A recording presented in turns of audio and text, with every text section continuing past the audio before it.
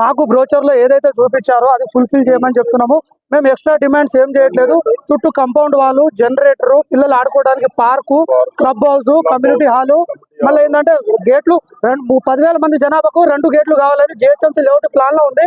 ఒకటే గేటు పెట్టారు వాళ్ళు, ఇంకో గేటు వదిలేశారు. ఇక్కడ రాజీవ్ సౌకర్యం ఆఫీస్కి వచ్చినా కానీ నిమ్మకు నీరెత్తనట్టు ఇప్పుడు ఎంప్లాయీలు కానీ ఎవ్వరు కానీ స్పందించట్లేదు.